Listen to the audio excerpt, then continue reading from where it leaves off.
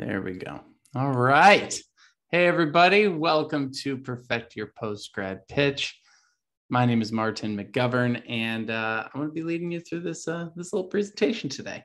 A little bit about me. I started my career out in the marketing and advertising worlds. So I cut my teeth helping brands really understand their consumers and sell to them in more effective ways using storytelling, behavioral psychology, all sorts of fun, different communication techniques. Over the years, I started applying those same marketing techniques to different areas, networking, helping people build their careers, and then eventually finding this whole education career coach space. It's been a fun transition from marketing into this world, getting a little bit more close to individuals who can use these tactics to really better their lives rather than, using these tactics to help people spend more on their credit cards or something like that. And now my kind of fun joke is I like to use the same things I learned in the marketing world to help companies get your money, to get some of that money back. So today we're going to talk about what it is these companies are doing during the job search, how they're selling to you, and how you can sell right back to them in order to show up, be visible, and navigate these emotional and promotional sides of the job search that are quite difficult. It's a whole skill set on top of the skill set you've already had to learn in class. So I empathize. It's tough to keep layering on new skills all the time, but it's a process and it's something you can get better at. And it also helps once you're in the job too, right? These communication skills get you the job, but they also get you the next promotion. They get you, to move up the ladder, get you more pay and all those things throughout your career. So I've worked with tons of different schools, almost every boot camp you can think of. So if you have any questions about anything, I've worked with thousands and thousands of people in their careers at this point. So let me know what's on your mind as we go on through this presentation here today. So a little preemptive congratulations. I know you're finishing up class right now, but soon you will be ready to fully focus on the job search, as a daunting of a task as it might be. And I hope that you're all ready for a little bit of the slides are always so slow at the beginning. Una momento. We'll see if it catches up. Is it freezing on your end too, or is this just my end? Okay. There we go. That's the face that we're going to have during the job search. Just a dead ass stare at the computer screen, right? Day in and day out, looking at these job boards. Has anyone even started looking at job boards yet? Is this pretty much the face? Yeah, this is the feeling. Go ahead, Christian. You were going to say something? No, I was just gonna say, yeah, I've been looking at just job postings and just kind of giving an idea of some of the requirements and qualifications and things like that. I think like everyone else. Yeah. Anything standing out as you're looking at it? Anything that's anything that catches your eye, positive or negative? Well, I mean, I'm currently already in the field. I'm more of a functional business analyst. So one of the reasons why I took this course was to get more skills on the technical side, just make me a better business analyst. But one of the things I was thinking about doing was just kind of making a career shift. So just kind of looking at, um, some of the things that full stack developer jobs kind of entail, and what are some of the things you have to bring to the table as far as strengths and things like that. So I can't say anything. I've seen anything like necessarily negative per se, but just just you kind of look at those things like, oh man, can I meet those qualifications? Can I Right. get that job? The same apprehensions you have when you kind of going through those searches. Yep, absolutely. And they make the qualifications really intense, right? Like 3 years for an entry level job. You're like, well, how do I get 3 years if you need 3 years to get the entry level job, right? And these are the things that we come across in the job search. And, just the basic stuff out there is like, if you have 60% of what's there, apply. Keep in mind, these companies are putting together wish lists the same way your resume is the best foot forward of you. The job board is the best foot forward of them. It's not necessarily tied entirely to reality. It's the best version of reality, right? And so a lot of times, if they did find someone with all the qualifications, they probably wouldn't even have the budget to afford that person. So plenty of things to keep in mind as we're going through the job search here together. So today's presentation is going to be broken up into 3 sections. The first one is mindsets, putting them first. The second section is how to actually tell your stories. And the third one is how to bring those 2 things together into a very simplified pitch. And the pitch that I'm going to share with you today is an actual template. And that template is something that you'll get to fill out at the end of the day, at the end of the presentation, take with you and start applying to your job search. So what do I mean by putting them first?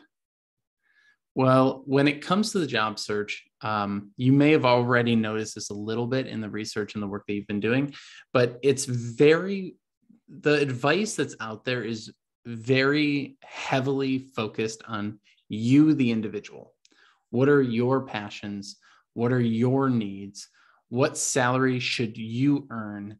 All these things that are just so much pressure on you, right? What culture do you want to be a part of? What values do you have? All these different things, right?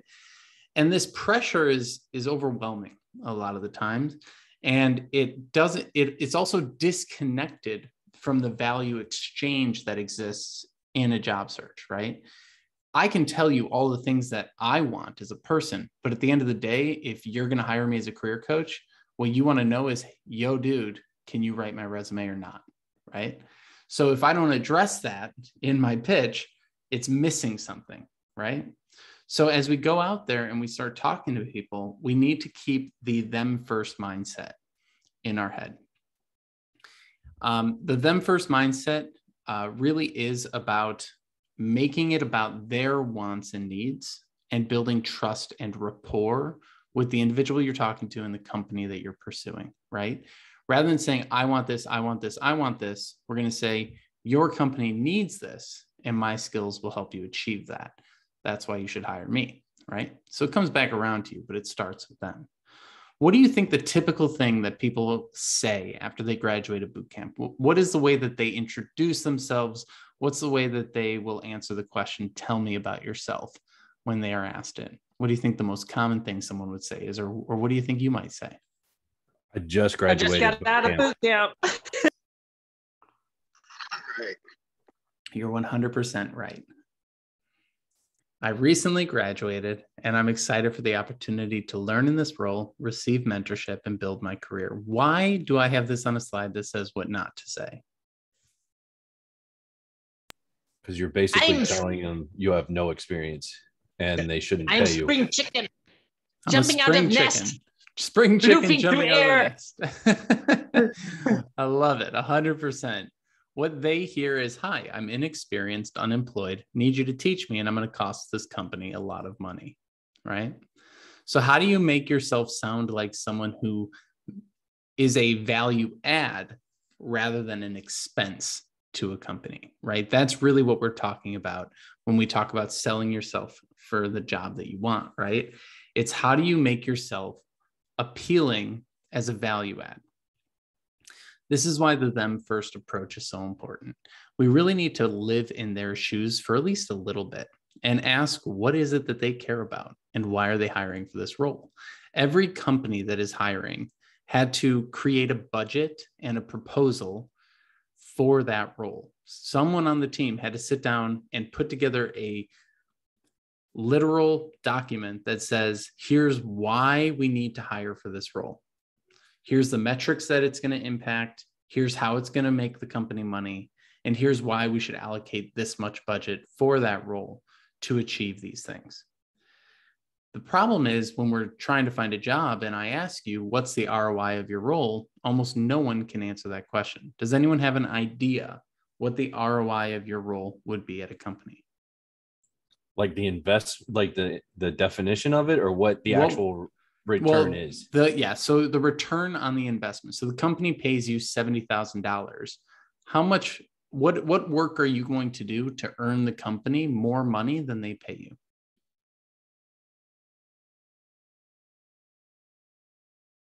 What are your thoughts? I'm gonna make tools that have an assured quality associated with them. Sorry, say that one more time. What do you mean by that? So what I mean by is they can send off work to anybody and in the hopes that it will get done. And me as a job, and any new project sent my way will be sent my way in the hopes that it's accomplished. Yes. And so my existing there with a set of expertise and prior experiences of why experience gives you more value as an employee. Prior experiences gives the business assurance that the job will be completed to a quality that they desire or that will give them profit. And so I think the assured quality is a major part of what my projected return on investment would be. So that assured, yeah. So that if I'm hearing you right, having a background shows that they can trust you, right? It reduces the risk. And you're calling out something that's very important, which is companies hire from the standpoint of risk mitigation, right? They're not hiring for the best person. They're hiring for the least risky person, which means a combination of both skills and personality and a bunch of other factors, right? If they were just hiring the most technically skilled person, which I'm sure companies have done in the past, and then you have a technically skilled a-hole on your team who ruins every project with their opinions and their fights and all these other things, right? They want someone who's technically skilled. They don't need the person who's the most technically skilled, just someone who understands it and can learn it as they go, while also not creating issues with the rest of the team. So that's a really big piece. But I'm going even deeper with this question. Literally, when you finish your work, what money does it make the company or save the company? How does you being in the company make it money or save it money? And that's the real thing that we want to think about, right? So we'll come back around to the ROI a little bit later.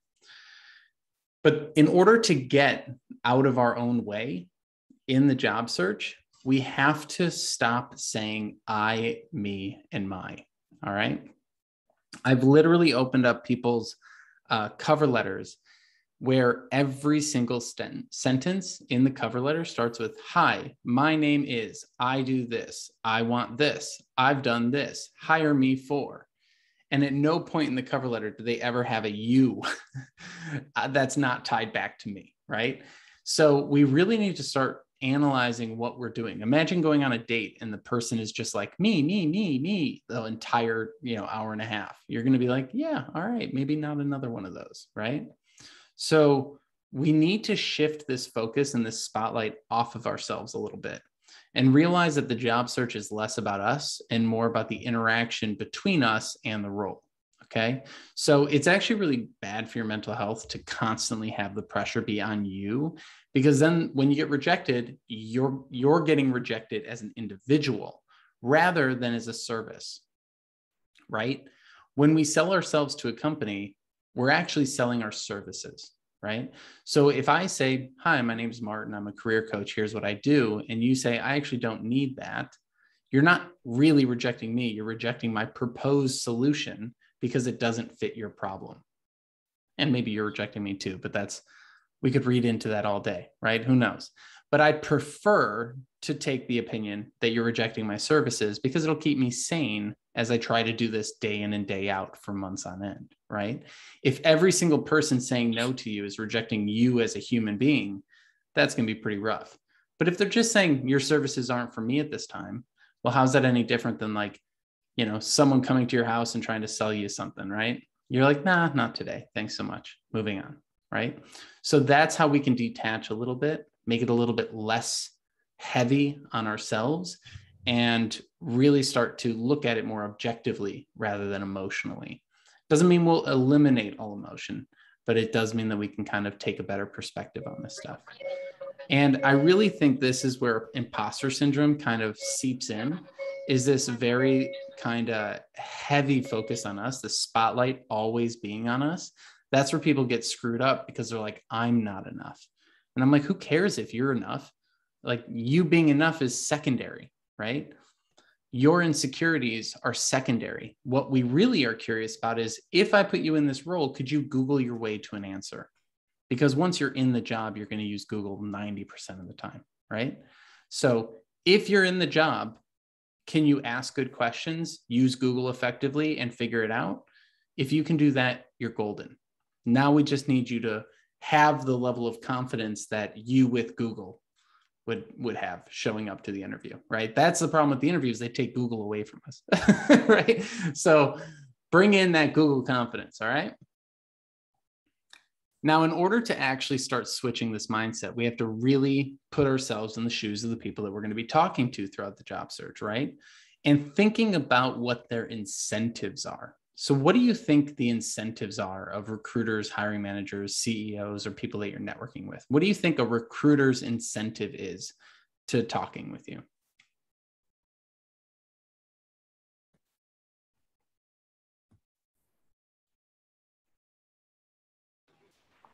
Fill a role, get paid, continue to be hired to find more people for that company. Exactly, right? And so has anyone here worked with a recruiter before? Yeah, I've worked with them a lot. Was it a positive experience? Yes and no. Like, you know, like you said kind of earlier, like, you know, they're not telling you the whole truth. You know, they're there to hire. I think a lot of the way I came off of it, their focus was, we want to hire somebody that's not going to look bad on us. They don't care if it looks good on them. They want it to not look bad on them. And a lot of the recruiters I dealt with had no idea about the positions they were hiring for. You're hitting on so many good points. So, again, risk management. That's what a lot of these people are doing.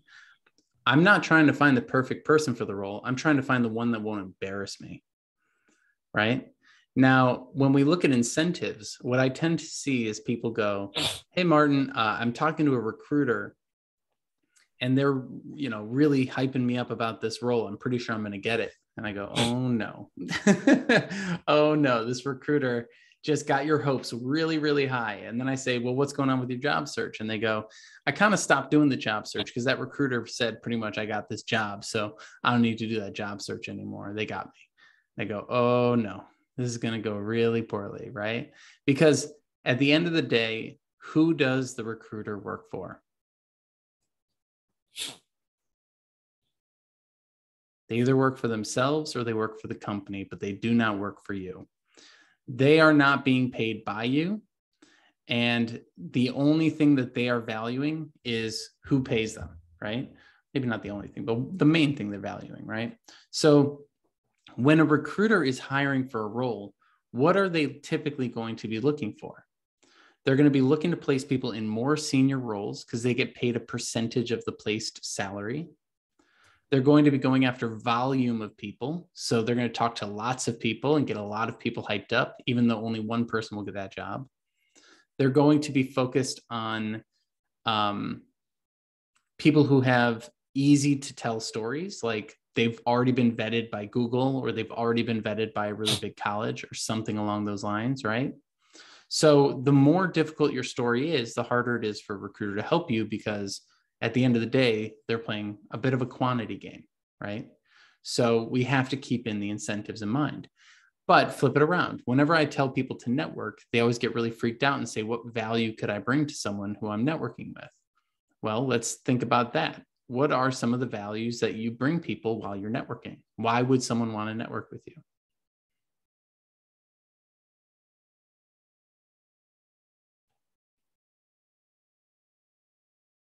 What are their incentives? The other people I'm connected to. Anyone, just if you're going out and starting to network, if I tell you to go have coffees with people, why would someone want to network with you? same reason you do. That's what I'm saying, though. It's the other people I'm connected to. Oh, yeah. So to expand their network by joining your network, 100%. Yeah. So your network brings value to their network, and your combined networks help each other out throughout your career. Hugely important. And it's also good to keep a long-term mindset, right? You might not be able to help them today, but 10 years from now, you could. My very first networking contact from college, when I was a junior or something like that, I showed up wearing a suit to a Starbucks at an ad agency and ordered hot chocolate. That's how nervous I was. I had no idea what I was doing. And 6 years later, I helped that person. And then 10 years later, we're friends. And then, you know, a week ago, I introduced him to someone for a potential opportunity at a school, right? So like these connections last a long time. Not all of them, but like, you know, the cream rises to the top, right? You'll meet a lot of people you'll never talk to again. But as you meet lots of people, the best ones stick around, right? And you continue to help each other out. The other thing to keep in mind is that most employees have some sort of a referral program at their company where they will get paid to refer people to jobs. And so I have a buddy who's trying to go to Hawaii, and he's trying to refer a couple of people for jobs at his company in order to get those referral bonuses. All right. So they have their own incentives. So you don't have to worry about, what am I bringing to the table that would make this person want to network with me? They've got their own incentives. You don't need to make them up. Everyone has their own incentive. And if they don't have their own incentive, then they won't want to network with you, and they just won't respond to your email. And that's perfectly fine.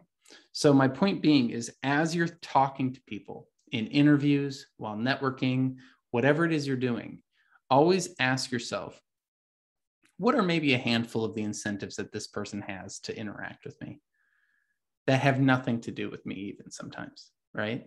What is it that's driving them? What are their problems? What are their goals? What are they struggling with? If you can figure out what people are struggling with, you can be the person that shows up in a helpful way, and people like to hire helpful people. All right. So just some things to think about here. Any questions around this them first mindset? I know it can get a little bit like, wait, but aren't I supposed to be pursuing my dreams and my goals, right? So, what's on your mind? What sort of questions do you have? How could I help a recruiter? I'm having trouble thinking of what I could do for a recruiter.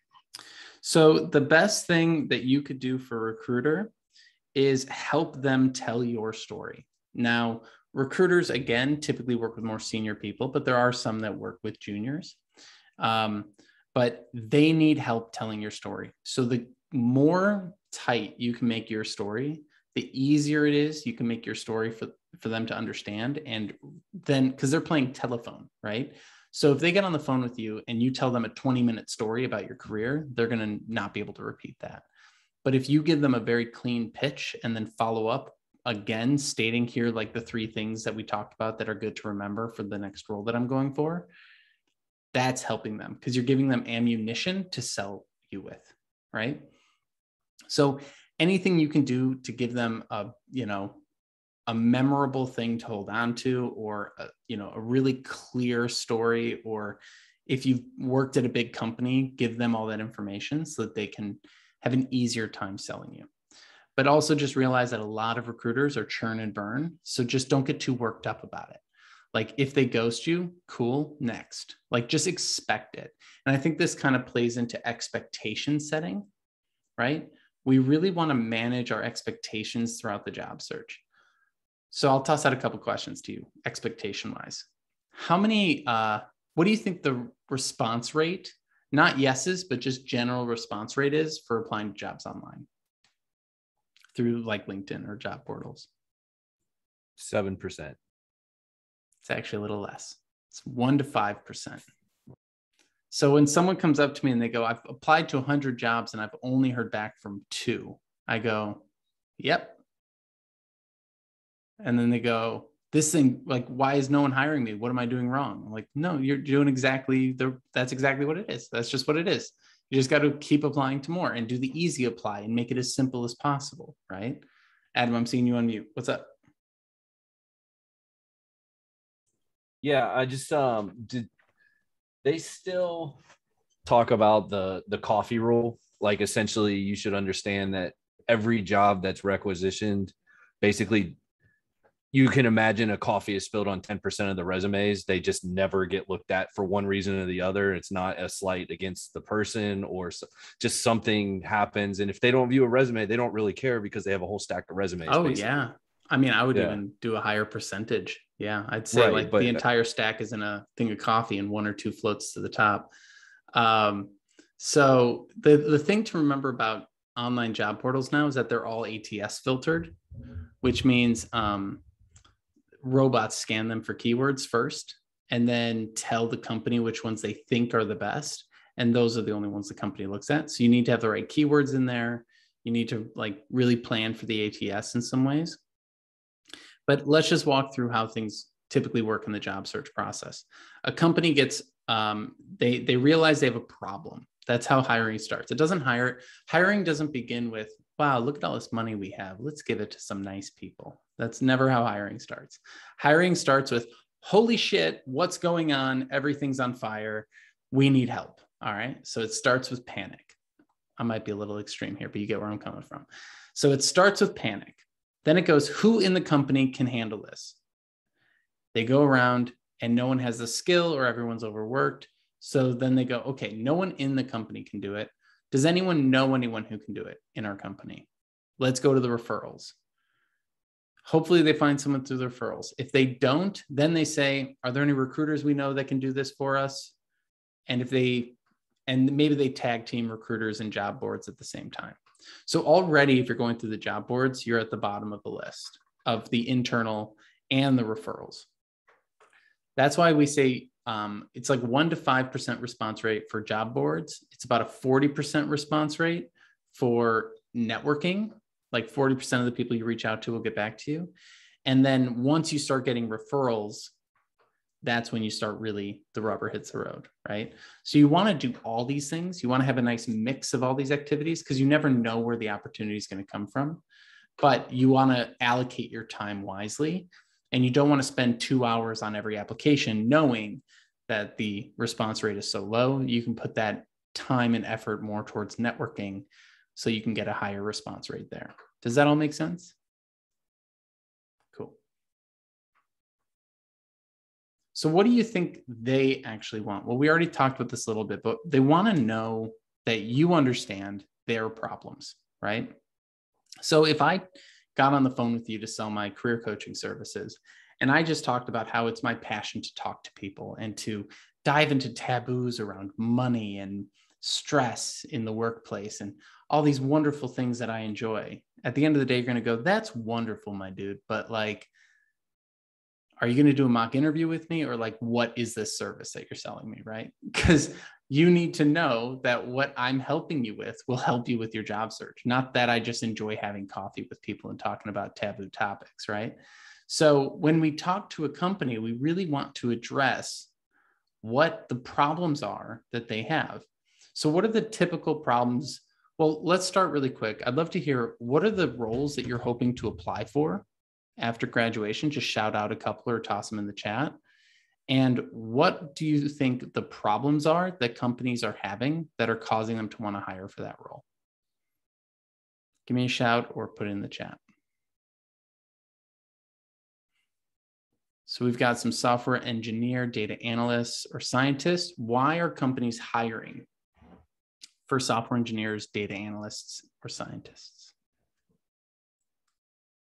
With data analysts, data science, it's all, I mean, it's the analytics, right? Like even if you're a commercial company that people come to your website to buy stuff, you have analytics that you need to interpret, clicks, actual buying, like what market share am I pulling in? What can I do better? This and that. But I think all companies deal in some sort of analytics or with some sort of data, you know, especially cybersecurity, you have to identify all the different hits, all the different attempts, all this and that. So every company uses data in that way now.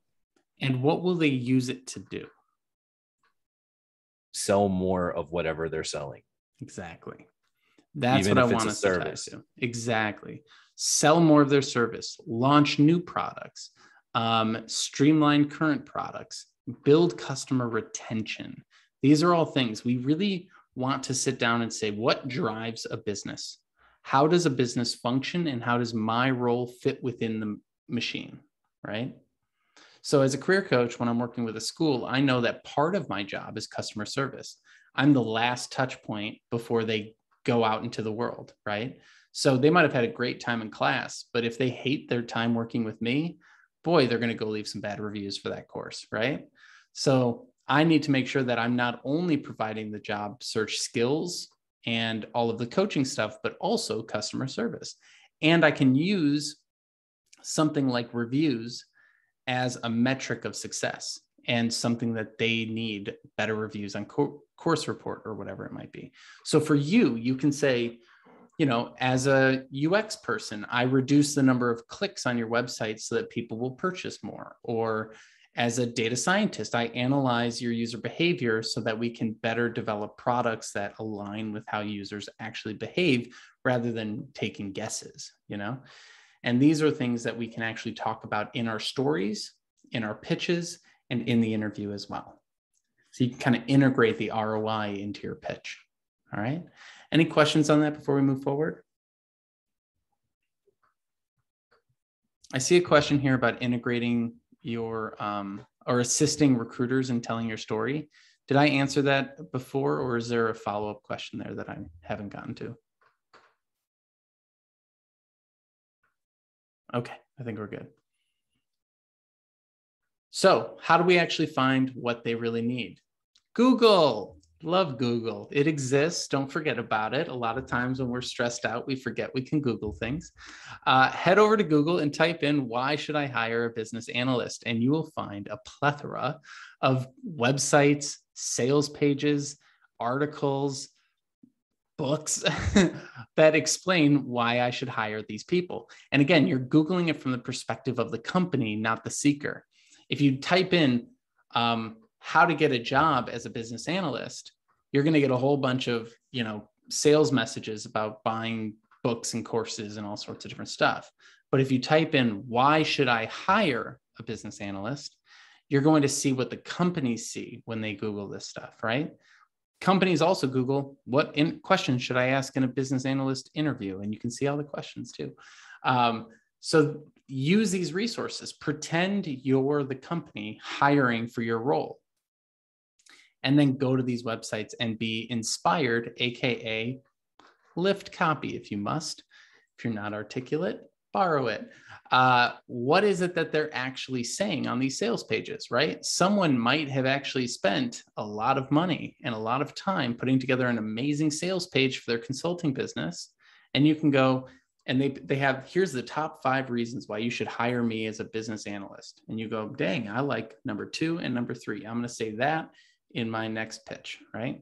So of course, once you actually get out into the real world, you're not going to memorize everything perfectly, and it will eventually just become your normal vernacular in the way that you like to say it. But sometimes we need to actually see what other people are saying to better understand what it is that we actually do. So why should we hire? Definitely go Google this stuff. And then sell to them like they sell to you, right? If we look at the original pitch on the first slide there, right? It was, I recently graduated from a boot camp and I'm looking for a job to start my career and learn, right? Why does that not work? Well, it doesn't work because you sound like you're making it all about you, right? It would be as if Nike came up to you and said, hey, our shareholders would like some more money. Would you please buy these $200 shoes? And you're like, what? Right?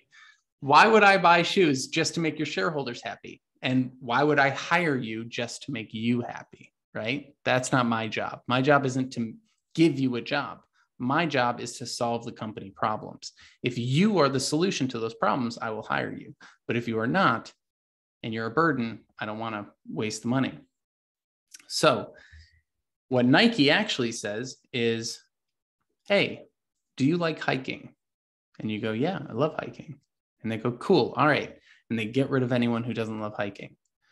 All right, now people who love hiking, what problems do you have when you're hiking? Oh, I slip when it's raining. Oh, my shoes wear out too fast. Oh, I need waterproofing, right? Okay, we're going to take the waterproofing one. We have a shoe that is waterproof and really good for hiking. Are you interested? You've already said that you love hiking and that you have a problem with waterproofing shoes. Of course, you're going to buy that shoe. How much is it? However much you want to charge for the person to spend, right? So we have to talk to companies in the same way. Hey, company, I see you're trying to do some really cool things in the fintech space. What are you trying to do this year? What are the projects you have in the works? What are the goals that you have as a company? What metrics are you trying to hit? What is getting in your way? What is stopping you from hitting those metrics? Well, our senior person is spending all of their time debugging the website, and we haven't been able to launch the new product yet. Well, I could take some of the debugging work off of their plate so that they're freed up to go launch the new product. the new product makes $3 million for the company. Suddenly my role is very valuable, right? I freed up the person who's going to go make millions of dollars for the company. So my 70K is pretty worthwhile, isn't it? And that's how we can start to have confidence in our work, right?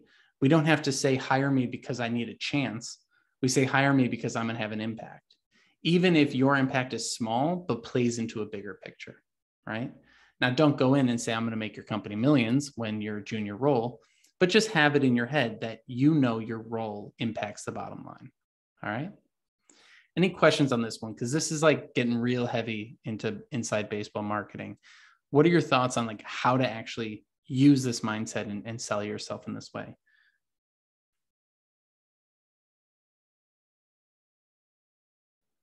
It makes me realize that you need to, I mean, especially if you get into like a verbal conversation with a recruiter or hiring manager, you should really do your research on the company before you talk to them so that you can say things like this or have an idea of what they do so that you're informed about what they're looking for a little bit.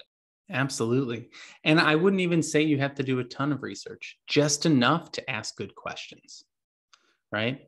I noticed in the news that these trends are happening in your industry. How is that? How are you approaching that in your business?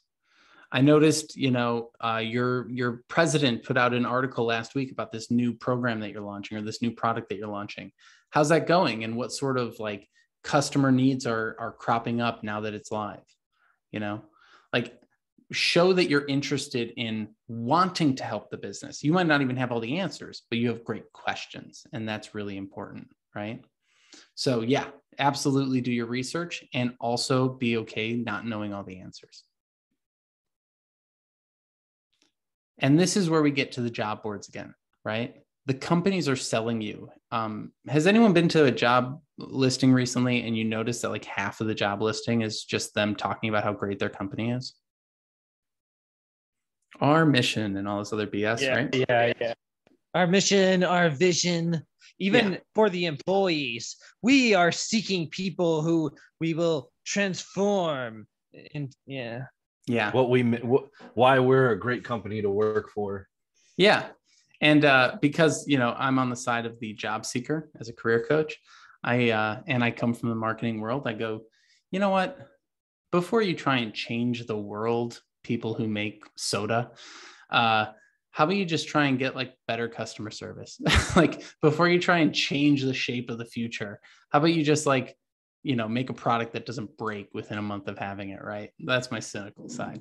But the fun part here is like, when you look at these job boards, you have to realize that they are ego boosters for the company, right? They are not truth tellers, right? These are marketing documents. If you were working at a company and your boss said, hey, can you put together a job listing for this new role? What do you think you're going to do? How are you going to build that job listing?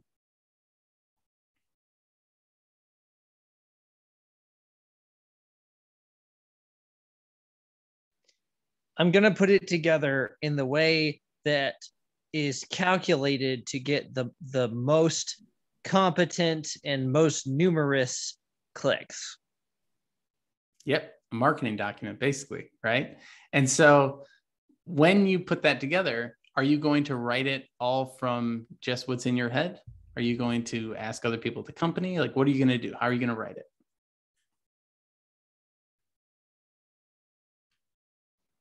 I would look at the company's vision statement. Yeah. What most people are going to do is go there's online. There's usually some sort of documentation, not usually, but sometimes some companies have documentations like the office says, I need this role. And they're like, why? And they write out all the duties and responsibilities that they need that role for. Yeah. So the HR person would just almost copy that and paste it into the job rec. 100%. And to make sure they're not missing anything, they're probably going to do what? Go to a job board and look at similar roles posted by other companies. Yes. So they're going to go online and say, what does a basic outline for a data scientist role look like? They're going to take the things they like and they're going to Frankenstein together something that is internal stuff, external stuff, and hypotheticals, right? So Is this thing a perfect document, carved into stone and brought down from the heavens? No, it is a Frankenstein document that is what they wish they could have, right? And it's also designed to weed people out. They don't want people who are not confident enough to apply. So there's just a lot that goes into this. Obviously, we're making some big general sweeps here, but when we look at these job boards, don't take it as, the final word on anything. The number of times I've seen people go in for an interview for one job and leave with a totally different job or leave with a totally different role. Or how many times has anyone here been hired for a job and then within a month or two, your role is completely different than what they hired you for? I'm seeing the head nods, right? They don't even know what they're hiring for. I saw this all the time in my marketing consulting where I'd sit down with someone and they go, all right, we need you as a marketing consultant to help us redo our website. And I'd go, okay, well, why do you need to redo your website? And they're like, well, we need more sales. And I go, okay, where are your sales coming in from right now? And they go, through our email. And I go, do you get any sales through your website? And they go, no. And that's why we need to redesign it. And I go, maybe, but maybe you just need to improve your emails to have better conversions because that's where your customers are already coming from. So how about you work on that first and then we can do the website later? And they're like, oh yeah, that's a really good idea, right? Because at the end of the day, you're the expert.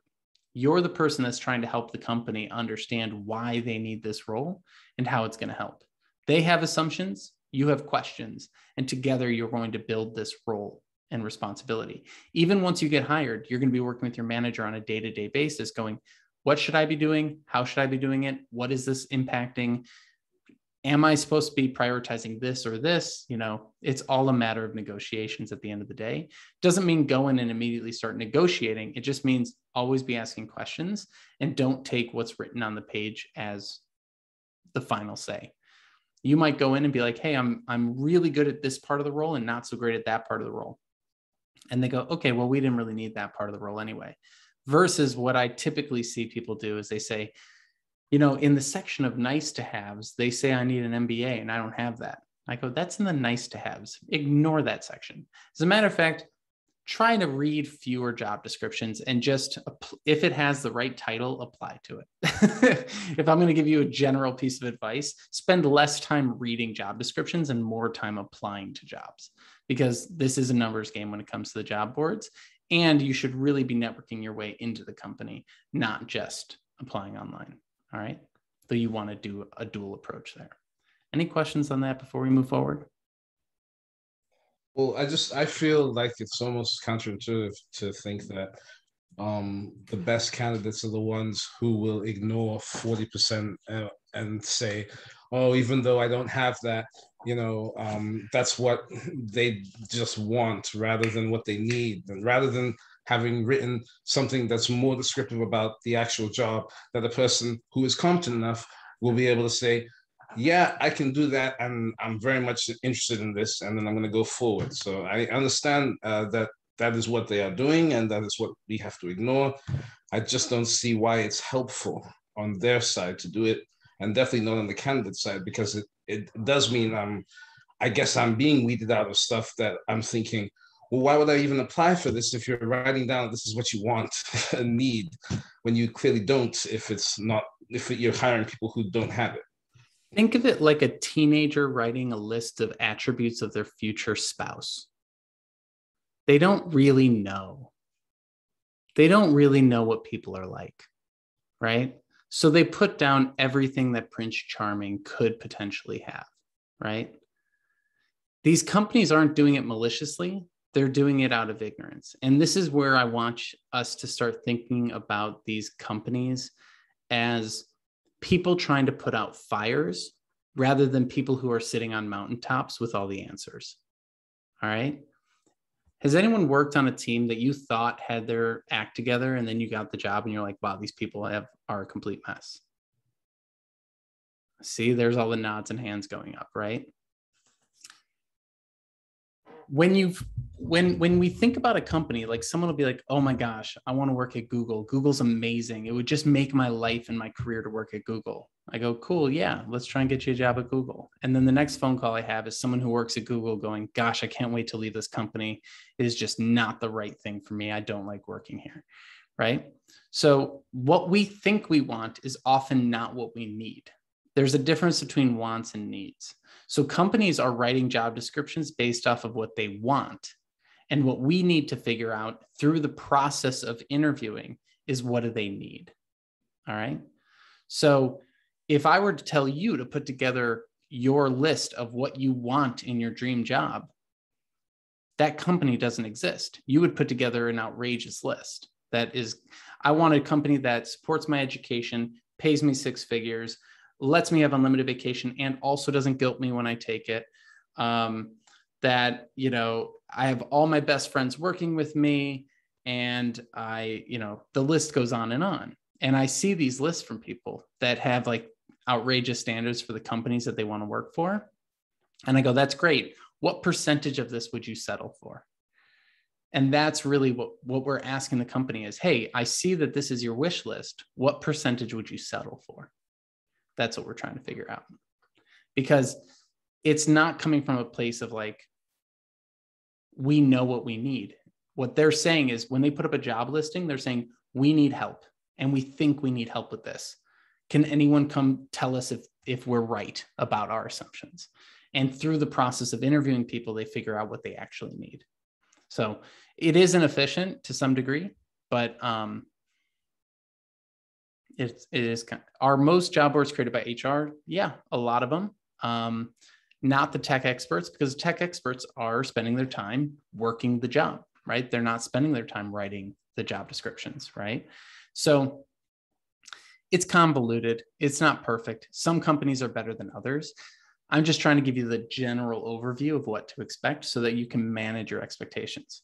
Like a really clear example of like mismatch expectations is when someone goes into an interview and they say, I went in there, I spent all this time applying for this job. I get to the interview and they hadn't even read my resume yet. I'm offended.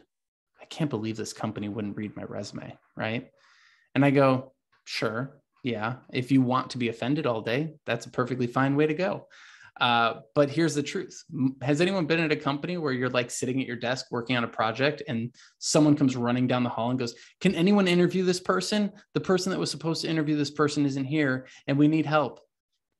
That's why they didn't read your resume, not because they're trying to insult you, but because they didn't know they were interviewing you until 10 minutes ago. So leading with empathy is always the way to go. I think it's that like David Foster Wallace thing where he's like, if someone cuts you off in traffic, you could assume the worst and be like, this person's a, jackass. Or you could say, maybe it's someone driving their sick kid to the hospital. It might not be true, but it'll help keep you sane, right? So these are the things that we want to be thinking about.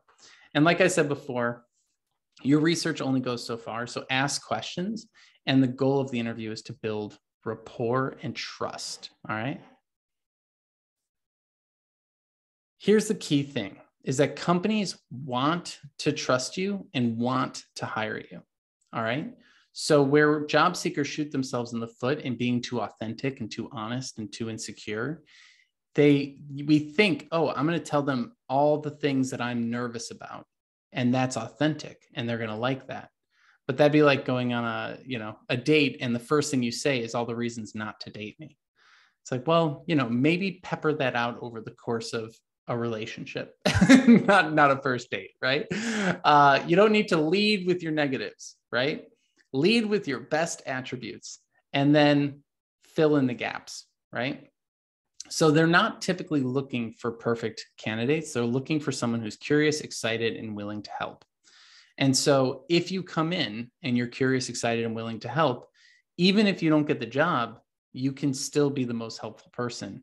And that will help you generally overall in your career, right? Imagine if they wrote you a rejection email that said, sorry, we went with someone with more experience. And you responded by saying, I know a few people who are seniors. Would you like introductions? That would leave such a good taste in their mouth. It would also give goodwill to the people that you recommend for the job. And maybe those people get hired and they become senior, developers in the company. And as soon as the junior role opens up, you're the one that got that person the job. So they're going to want to reciprocate, and boom, you've got a job, right? Or let's say you turn down a job because the company can't pay you what you think you should be paid. Recommend someone else who needs it, right? Or maybe they need part-time and you don't want to do that. Recommend someone who's cool with part-time. Be overly helpful, and companies and people will want to help you back. So we don't need to be perfect. We just need to be helpful. It doesn't, it's a process of discovering what they're struggling with and offering to help. So we always want to put them first, figure out how our skills help them, and understand the ROI of the role. All right. Next up is your stories. All right. I'll go a little bit quicker in this section because I think it's a really heavy one, but it's the main points here is that when you're preparing for an interview, you don't need to have thousands of stories. You need to have six good stories. All right. And the key thing from each of your stories is what you learned from your story. All right. So speak more to what you can do in the job. So here's what I've done. Here's a story of what I've done. Here's what I learned. And here's how it will help me do this job in the future. You want to tie it to them. I think we get a little bit too caught up in like, are my stories good? Your stories don't have to be epic. They just have to be good enough to show what you learned, to tie it to their future, right? So if I said, tell me about a time that you had a conflict with a coworker, everyone wants to tell the biggest conflict they've ever had. Don't do that. You're going to ruin the tone of the interview. Instead say, well, this one time I wanted to create wireframes and they said we didn't have time, so we didn't create wireframes and it created a lot of issues. And what I learned is that you should always create wireframes. Boom. In the future, I will always be the person that pushes us to create wireframes. Look at me go, right? Benign, easy, but ties to the role and makes sense. All right. When someone says, what are your strengths and weaknesses? Give an example of something related to the job, not an insecurity, right? So what we don't want to say is something like, I like to solve problems. Anyone said this recently? Maybe you haven't been asked the questions, but this is what everyone always says. I work too hard. Why do you want to be a business analyst? I love to solve problems. Why do you want to be a UX designer? I love to solve problems. Why do you want to be a career coach? I love to solve problems. Why do you want to be a dog walker? I love to solve dog walking problems, right? Everyone solves problems. That's literally the definition of a job. So my question is, go a little bit deeper. What problems do you solve, right? If you like to solve problems, I've got a toilet that needs cleaning, right? Oh, you don't want to clean my toilet because you like to solve other problems. Got it. Okay. So you want to make a difference in the world. What kind of a difference, right? I make a difference in people's careers, but I don't make a difference in people's love lives. All right. So big difference in the difference. All right. So these are all things that we'll be thinking about. Because what they hear when you use vague terms is, I have no idea what I'm doing. Someone please just give me a job. And we want to show up like we're competent. Really good answers. So 4 to 6 stories should do. Here's just a bit of an outline of the types of stories. All right. What is the time that you struggled at work? What's the time that you succeeded at work? What's the time that you had conflicts at work? And what are some times that you showed leadership at work? Come up with 1 to 2 stories for each of these, and you'll be able to answer most interview questions. All right. Because you just tell the same story from a different perspective. All right. The one time I took over a high-end coaching product for a big name school, there's about 10 stories I could tell within that one story. All right. Tell me about a time you had an issue and what you did to overcome it.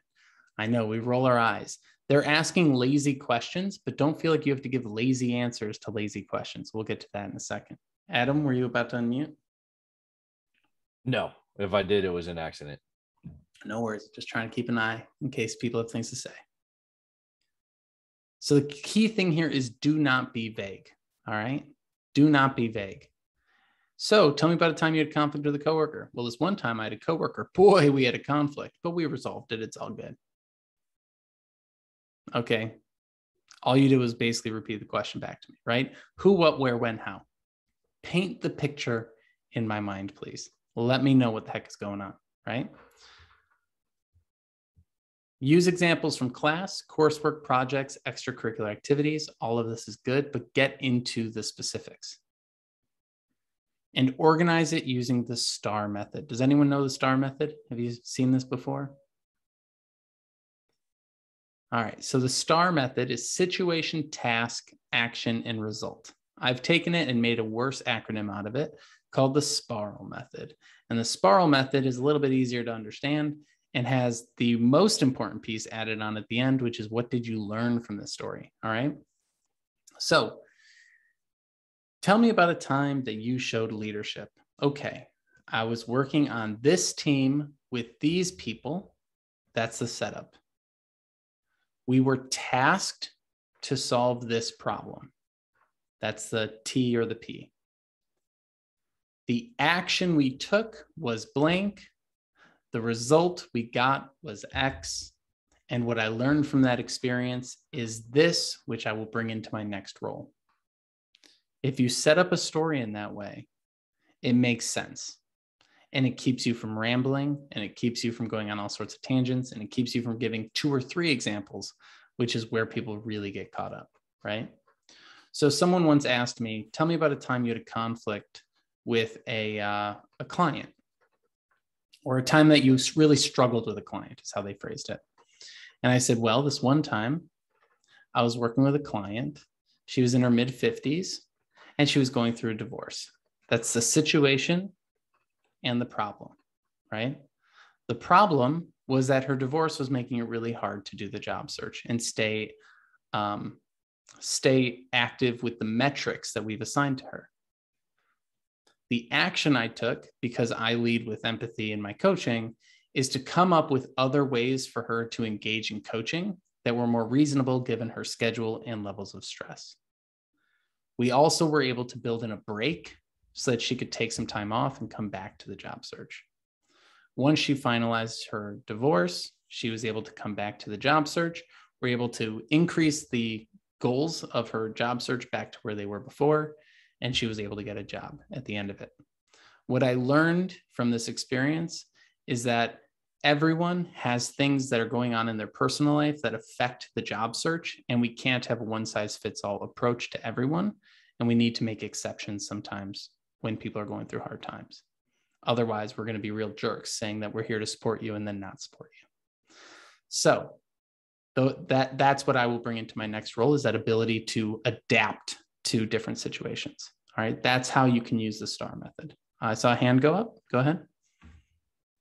Yeah, I think that's a really good answer, and yet I wonder because I'm thinking I might struggle to come up with something like that unless I was willing to just throw a bit of BS in and actually just say something that isn't perhaps 100% true. And so, I mean, what's your thoughts on, making up some of these stories? And I know you're gonna say, "Oh, beware of them poking holes in it," but I mean, that's the thing. We're doing our preparation, right? And like what you just said wasn't actually personal. You didn't throw names in. You're not going to be asked to, and it's like you can kind of package that really well. I don't know. I'm 100% sure you're going to say no, never lie, but I don't know. I just wanted to hear your thoughts on it. So there's 2 answers I give to this, and I actually have like a couple podcasts about this too. There is a margin. So my first answer is don't lie. You're right, because most people can't keep myself included. I can't keep my truth straight, let alone my lies. So lying would just get me into a heap of trouble trying to keep everything straight because I have a terrible memory. But most people just, when they lie, they just like get even more frazzled, and then they double speak, and then like all this weird stuff happens, and they end up ruining their chances anyway. And just morally not great to just be doing that all the time. So the official answer is don't lie. The second answer, this is where you get to have some fun. You're marketing yourself. Do you think Coca-Cola's message every time they put an ad up is, Hi, we're Coca-Cola and we contribute to obesity. Please buy our products. Hi, we're Coca-Cola. This is pure sugar and tar. Please buy our products. No, they say happiness, joy, togetherness, community, beauty. Christina Aguilera and Britney Spears dancing in thongs, right? Like they market themselves, all right? So the gray area is marketing. What are you going to say to make the story sound as best as you can? All right. Embellish in a way. Yeah. Like if you come up to me and I say, all right, why did you leave your last job? And you say, because I hated my B of a manager. I go, cool. Don't say that in an interview, please. What are some of the other reasons you left your job? Right. And there's a big difference between I left my job because my manager was a jerk, and I left my job because I really wanted to dive deeper into the technical aspects of my work. And I didn't really have that opportunity in my last company. And this role allows me to dive into those technical pieces. All right. So I'll use a personal example here. All right. My very first job out of college, I had a lot of different managers. One of them was terrible. All right. I worked with them. I did my best. The job was also terrible. I was in a highly technical, math-oriented, spreadsheet-based kind of role. And I am a very touchy-feely, emotional storytelling, coachy kind of person. So just terrible fit all around, right? So when I went into the job search and they said, why are you making this switch from marketing into advertising? I didn't go because I hate my job.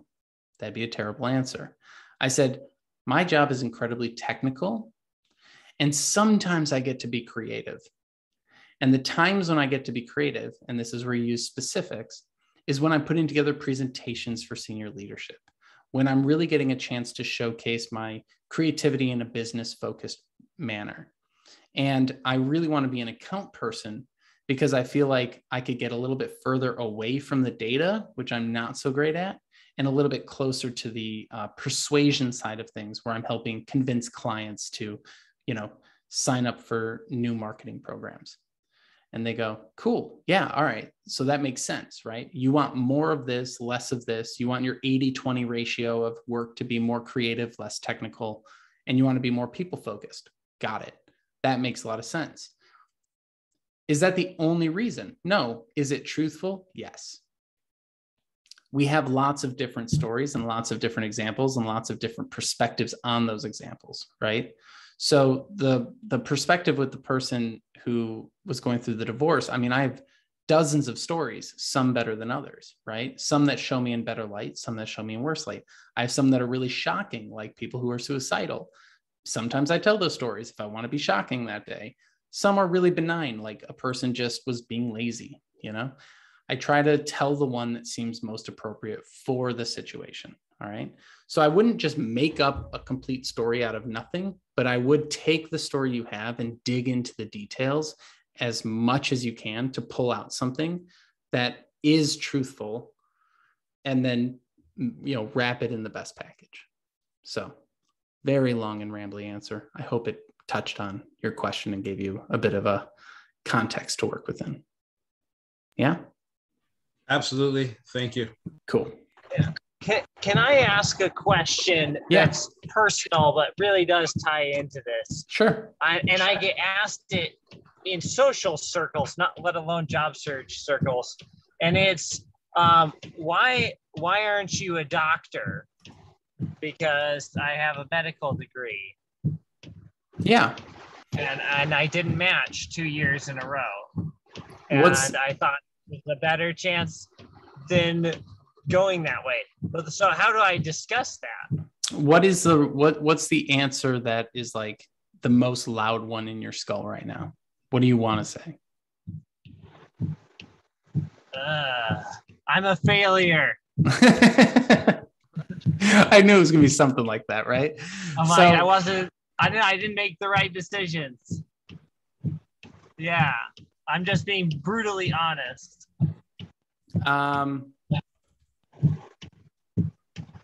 So can you tell me, like, when you think of yourself as a failure, like what did you fail at? Like what is that? What's the context that we're working with? I failed at understanding a situation that was much more difficult than I had originally calculated. And that was getting a foreign medical degree in an entirely different part of the world to work in the US residency match. Okay. What did you enjoy most about that work? Oh, I enjoyed being a doctor, being a medical student, seeing patients, talking with people, learning the science. And what are you trying to do now? I'm trying to, yeah, I see where you're going with this. I'm trying to make the world a better place in a very related technical way, pushing into the science and what titles are you I would going say after? solving problems. What titles? I'm looking. Yeah, I'm looking to be a health data scientist. Okay, so a health data scientist. Okay, so health data analyst. Why aren't you a doctor? Okay, there's a lot of answers we can give for this because it's like such a common thing that people burn out on being a doctor, right? Like the hours could be a good answer. I wanted to have a better work-life balance. Companies love that answer, right? Because then you're going to be like, I wanted to work in a more stable environment with a great team that, blah, blah, blah. So there's a lot of ways you can go with this. But one thing you could say is, as I was studying to be a doctor and as I was doing my work in that field, I really was drawn to the technical side of things. And that's why I'm so interested in the data analyst role, because I want to be able to explore that in a number of different ways, right? So it's about shifting the answer into the thing you want to talk about rather than getting caught up in the thing that they brought up, right? So what I loved about being a doctor was this. What I'm trying to hold on to from that experience is this. And what I'm trying to add to it is this. And that's why I'm excited about this role. So I'm not a doctor because that wasn't that path. Just, I think, again, they're always looking for risk mitigation, right? So you don't want to leave it so like vague and ambiguous that they go like, did he kill someone? Right. Like, you don't want that. Right. So like, we want it to be like, well, I was really enjoying it, but when I took a step back and I looked at what I wanted in my life from hours and location and field of work and all that kind of stuff, I thought this would be a better decision to move in this direction because it allows me to do all the things that I love while also being able to have a balanced life in X, Y, and Z. And that's cool too. So I think you just, again, we're always trying to focus on that positive shift forward rather than getting caught up in the details of what it was, if that makes sense. Yeah, and I get that for all of us in CodeCamp. So from one perspective, we're like moving from something, but the truth of it is we're moving to something in particular, and there's a reason for that. Exactly. And what you learned is key, right? So I was working in marketing, and what I learned is that I really love behavioral sciences and why we do what we do. And now I work as a career coach, taking all of that psychology and reverse engineering it for job seekers to get money back from companies. So it's a loop. I learned this because I liked this, which led me to this, where I now do this, right? So it's all about telling that journey. So what you learned is more important than what happened. So I did this thing, and the most important part about what I did was what I learned from it. And the thing that I learned from it is this. And that is why I'm doing what I currently do, which will help your company accomplish these goals. Can't wait to talk to you about those goals and how I can help you accomplish them. All right. Fantastic. And this is Can I Lie answer part 2. All right. So everyone wants my permission to lie. I think it's so funny. But you can answer questions like a politician. All right. So most politicians, when they get on stage, they don't stand there and go, boy, I hope they ask me that question that I can use this, I hope they ask me about Joe the farmer. That'd be really great if they asked me that question today. If they don't ask me, I guess I won't tell the story of Joe the farmer. Is any politician thinking that way? No. Politicians get up on stage and they say, I'm telling the story of Joe the farmer. I don't give a crap what you ask me. That's how they do it, right? We don't want to be that bad. All right. We don't want to be so egregious that we're like totally sidestepping the whole question, but we don't want to answer lazy questions with lazy answers.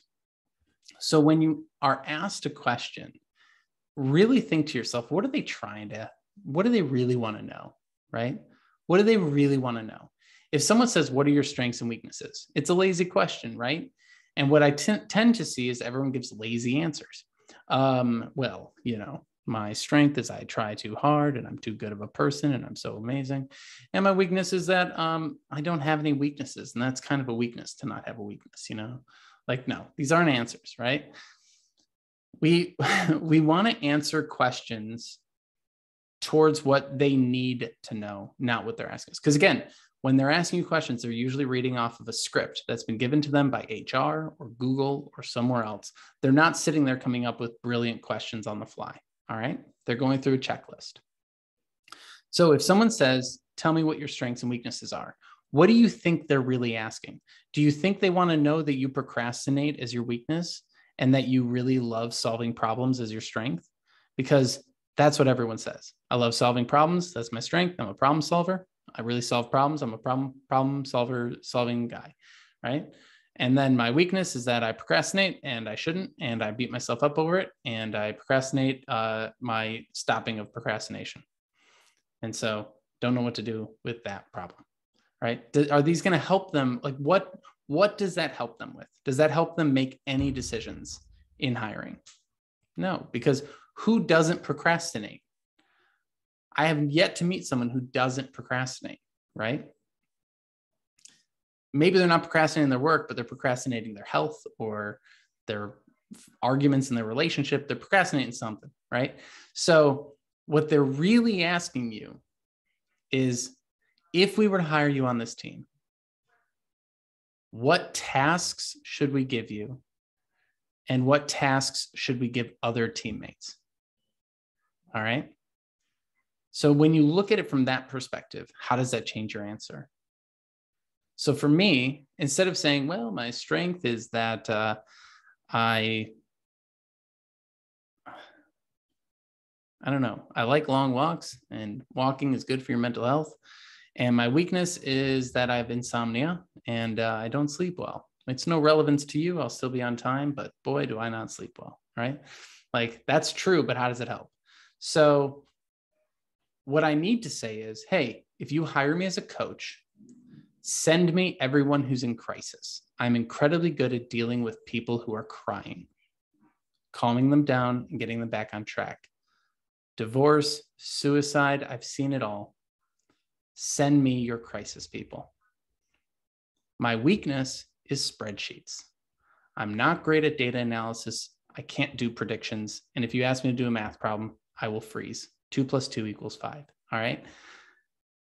When you put me on a team, send me all the crisis people, tell me what to track in the conversations, and then pair me up with a data person who can analyze that and create any predictive modeling that you need for your back end, right? I was on a team once where they said on the first day, here's a spreadsheet, put together a predictive analysis of when these people will get jobs. And I looked at them and I said, what? How do I do that? And they said, well, use that equation there and you like adjust it for different, things. And I go, adjust it for what things? I'm like, I've never done this before. Please don't do this to me. Please don't put me in a spreadsheet 8 hours a day, right? Like that will kill me. But put me in back-to-back calls with people who are like, one person's like, I got a job. And we're like, yay. And then the next call, someone's like, I'm crying. And I'm like, oh. And then the third call, it's like up and down. Like I can handle that all day, but I can't do the numbers. Meanwhile, the numbers guy doesn't want to deal with anyone's emotions and just wants to be in the numbers, right? So it's a perfect pairing. So that's my strengths and weaknesses. And I'm more animated here for y'all. It's different in the interview, but you get what I'm saying, right? So when you're sitting there, you got to ask like 80-20. What do I want 80% of my job to be? And what do I want 20% of my job to be? 80 is my strength. 20 is my weakness, right? It doesn't mean I can't do my weakness. It just means that I can't do it as fast or as good as someone who's good at it. And my strength is the thing that most people suck at, but I'm really good at.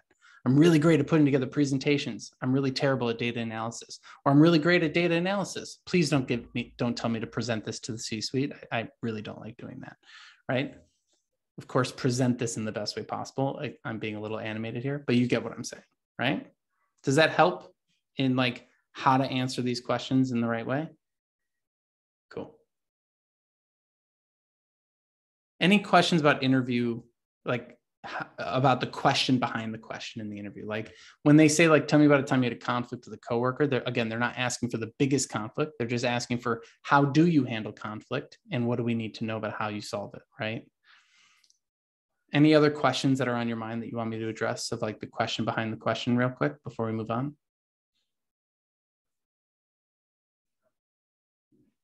Cool. Well, if anything comes up, you shout it out. Let me know. We don't have to have a unique answer for every question, all right? One story can likely answer multiple questions, all right? So the time that I worked on that big project, that high-end coaching product for a big school, there was a conflict that I had with this person while working on that project. There was a success I had at this part of the 6-month project. There was a struggle I had in this part of the technical side of things. And the manager went on maternity leave. So I had to deal with that kind of stuff, you know, like, and take over those responsibilities and show leadership, right? So there's a leadership, a conflict, a struggle. There's all sorts of stories within that one story cloud, right? So when you go back through your history and you say, well, I worked on this project, break it down into its elements. I could tell it from this angle, positive, this angle, negative, this angle, neutral, this angle, whatever, right? So take your stories and try and put a lot of detail to them so that you can go, well, remember the story I told you 2 questions ago when you asked me about leadership? Well, while I was doing that, I also had a conflict with someone on the team. Here's what that looked like. And now you don't have to give the whole backstory again. All right. So 6 good stories should equip you for most interviews. So what are your top 4 to 6 struggles? What did you learn from these? And how do those learnings inform your future? Yeah. And if you got to go, I know I'm using the full time today. So I'll be emailing out the video once it's uploaded. Now we're in the pitch. Bring it all together, all right? Don't ignore your past. Like you said earlier, it's the past and the future. What we're talking about is this connective tissue. That's the pitch. Why are we making this move and why should they care? Simplify your narrative and write the pitch.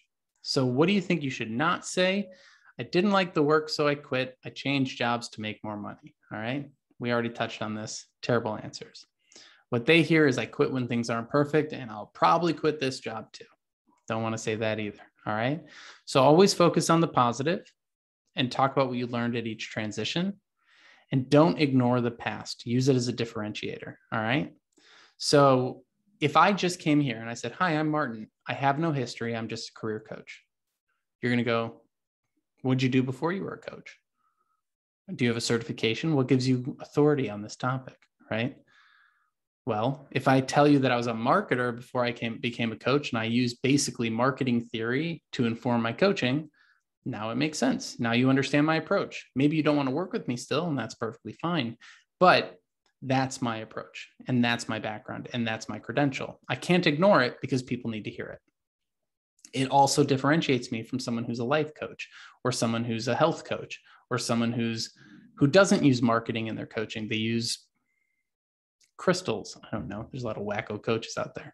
So sorry, little inside baseball coaching jokes. So there's weird stuff out there, but you don't need to ignore your past, right? You need to incorporate it. You need to say, I worked in customer success or customer service. That taught me how to deal with people in conflict.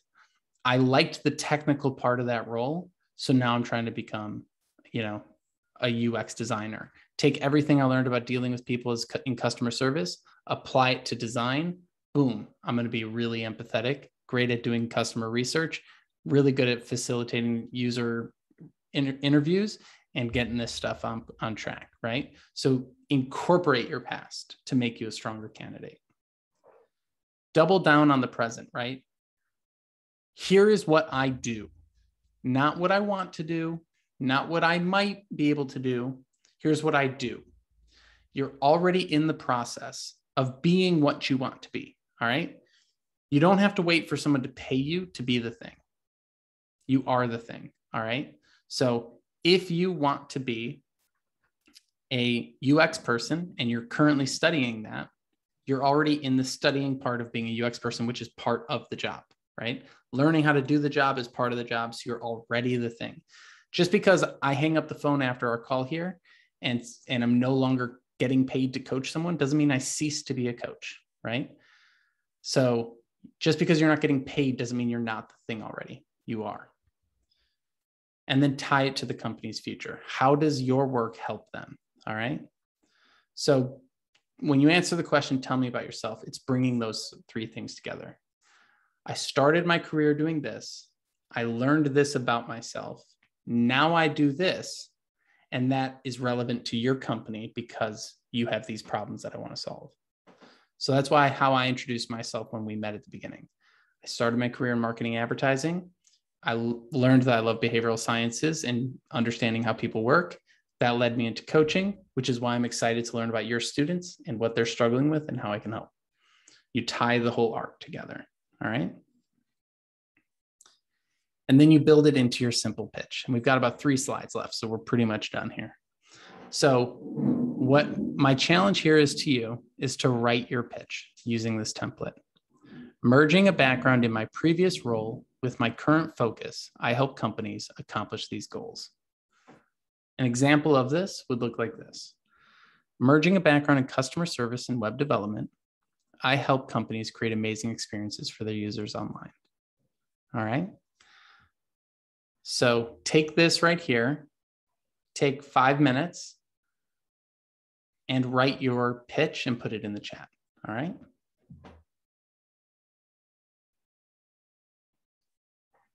Ooh, as my office slowly becomes 90 degrees for some reason. It is warm over here.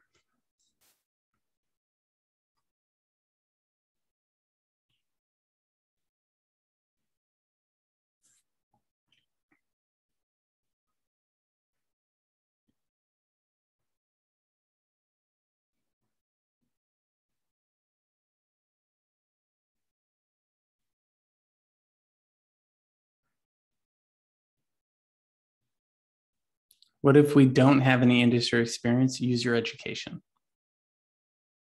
What did you study in school? If you don't have that, then maybe take out the merging and just say, as a web developer, I help companies accomplish these goals.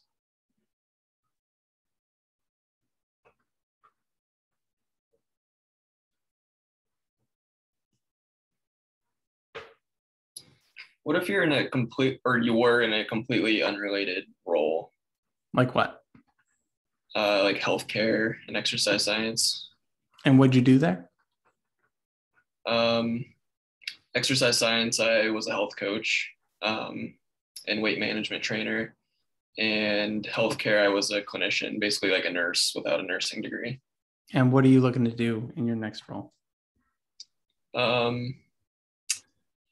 Undecided on specifics, but software engineer. And what do you like most about software engineering? Problem solving.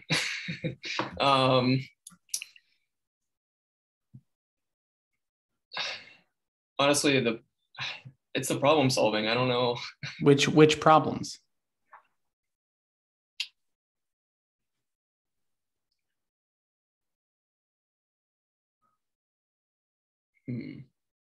User problems, business problems, user technical problems. Okay, what kind of user problems? Like what are just a few examples of things that you've maybe done in the past or worked on or thought about? Like things where errors could come up or the user might not, use the site in the way that you would expect them to.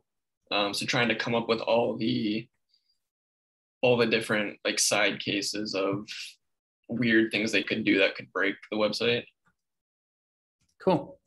So in your training, did you ever notice that people are not people who don't follow things well, hurt themselves or don't do things correctly? That's why I left. Yep. So, and in nursing, you're there to support people and like help them understand how to utilize their medications or like whatever it is that they're trying to do, right?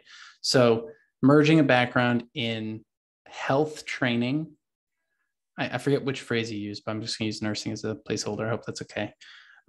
In health training, nursing, and software engineering, I help companies create intuitive sites that are easier for their customers to use. Got it. Thank you. Yeah. And so like focus on like almost every job has a relatable skill, even if it's kind of vague. Like what does marketing have to do with coaching? Well, no one would make the connection until I explained it, right? And so you just need to say, well, my favorite part of coaching was helping people better understand how to utilize these things to be healthier, right? And making that, or like helping them track it, helping them organize it, helping them understand it, whatever it might be. Now, as a developer, I also have to organize information in a way that makes it easy for people to interact with. So it's the same skill applied in a much more technical way.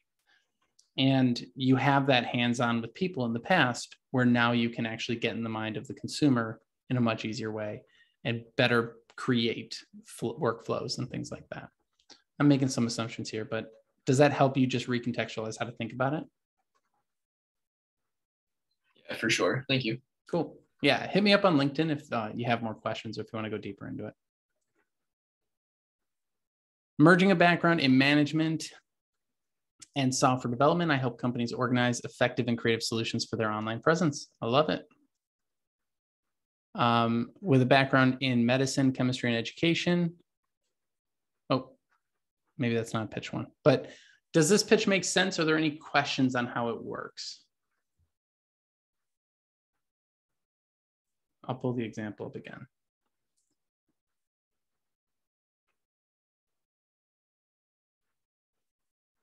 Before we go ahead. So this is an instance where we don't necessarily, obviously this is supposed to be fairly vague. Yeah. Right. Like it's a big pitch. Are we expecting people to ask us questions about these, maybe give examples of a time that we have created an amazing experience for their users online? Yes. So this is a starting point for a conversation. So when we think of an elevator pitch, we're trying to just give them enough information to get a sense of what we do so that they're not confused, and then we can expand upon it. We don't want to burden them with everything we've ever done right away, right? So when I introduced myself, did I say it in one sentence really formulaically, like kind of like a robot? No. I have my outline in my back pocket and then I riff on it. So this is something to have in your back pocket to then riff on. So if you know that, you say as a web developer, so as I'm trying to look at one of the ones down here. So merging a background in medicine, chemistry, and education, I build creative solutions to unique and deeply technical problems. Cool. Good starting point. Now, if someone asks you, hey, thanks for good to see you at this event, like, what do you do? And you're like, merging a background in medicine, chemistry, and education, I build creative solutions. Like, it would be weird, right? That's not what I'm encouraging you to do, although you might need to do it a couple times and just be a weirdo to get it out of your system, right? What I'm encouraging you to do is like say it in the mirror a few times and then riff on it. What you can do though is add it to your profiles. So in your LinkedIn summary, in your resume summary, you can literally put merging a background in medicine, chemistry, and education, I build these solutions, blah, blah, blah, right? And then in person, we kind of play around with it. That's why I had that past, present, future thing. It's with this background, I learned these things about myself, which led me to do these things today, which is why I'm at this event. Nice to meet you. What do you do? Right. And now we're like having conversations, right? So what I'm trying to give you here is sort of like a backbone to build upon. Does that help? Cool. So to wrap it up here today, and again, if you have any questions on this stuff, always feel free to shoot me a message on LinkedIn, and I'm happy to review some stuff with you there. Perfect your pitch, all right? How did you get here? What do you do? And how does it help other people? That, at the end of the day, is your career story, right? I started my career doing this. Now I do this. Here's how I help. And don't forget that learning. I did this. I learned this. I do this. I can help in these ways. So when you put it all together, the goal here is to build your own confidence in your story. It's not just, I hated my job, now I do this thing. That's a bad story. It's, I appreciate these things from my previous jobs, which is why I like my current role. And I'm excited to learn more about this company and this role and see how I can help. All right. So I hope this was helpful today. Let me know if any other questions come up, and I'll let you all go for the evening. I know it's been a long talk here, so a lot of talky. If you have more questions, hit me up. Let me know. You can find me on all the different channels, but primarily LinkedIn is where I reside. And as mentioned before, I have a podcast too. So if you think if you want to always hear more of these things, but talked about with other people as well, it's pretty fun. We get into some weird topics like grieving a job loss and things like that. So I don't know. It's always a good time. Hit me up if you have questions, and good luck with your search. I know it's going to be a roller coaster, but we all go through it, and it's actually not that bad. If you look at it as something that you're going to have fun with and play around with, like realize these companies are a little bit of hot garbage and you're here to help. You're here to help them take the garbage out, right? It can be a little bit more fun. It's not an inquisition into your soul. It's just trying to match skills with problems. All right. So good luck, everyone. And I will catch you later. Thank you, Martin. Thanks a lot, Martin. Thank you, Martin. Thank you.